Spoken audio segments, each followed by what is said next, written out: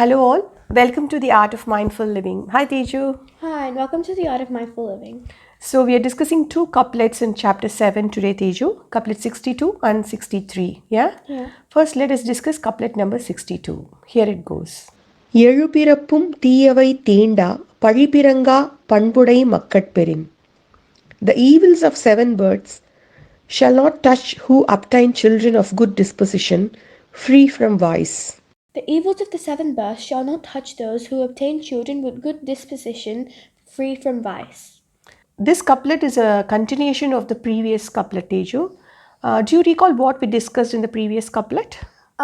Yes, Thiruvalluvar said in the previous couplet that having children is the most valuable blessing in the world. Having children that have the intelligence to seek appropriate and right knowledge is one of the most amazing blessings in the world.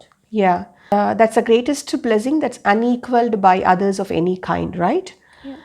So in this couplet, he adds one more point to that. He said the children who have the interest and passion in them to seek right knowledge and have the intelligence in them to differentiate between right and wrong is the greatest blessing for the parents, right? In this couplet, he adds one more point to that. In addition to having the right interest and passion in them to seek knowledge and differentiate right from wrong, he says the children should also possess the good attributes in them and lead a virtuous life free from sinful deeds and fear the wrongdoings.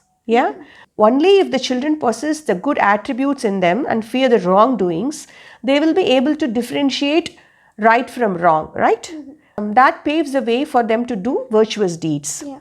This could be interpreted in two ways. The fruits of the virtuous deeds the children do would protect the parents from all the evils for the next 7 generations to come is the first point of interpretation. The other way of interpreting would be, so regardless of the physical form the parent's soul is going to take for the next 7 births, the fruits of the virtuous deeds the children are going to do would protect the parent's soul from all the evils that are going to come in the next 7 births. Yeah.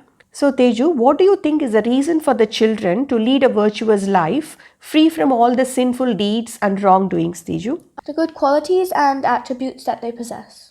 Yeah, so if a person possesses good qualities and attributes, that is the reason for them to lead a virtuous life, right? So the fruits of those virtuous deeds are going to keep the parents away from all the evils in the next 7 generations or the next 7 births they're going to take.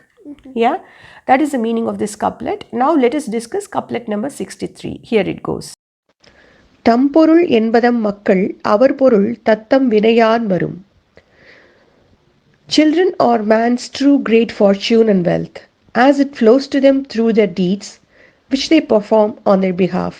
Children are man's greatest fortune and wealth, as it flows to them through their deeds that they perform on their behalf. Yeah, Teju, in the previous couplet, Thiruvalluvar said the children who possess good qualities and attributes and lead a virtuous life free from all the sinful deeds and wrongdoings, the fruits of such deeds will protect the parents from all the evils for the next 7 generations to come. Yeah. In this couplet, he says, such children are the real wealth of parents.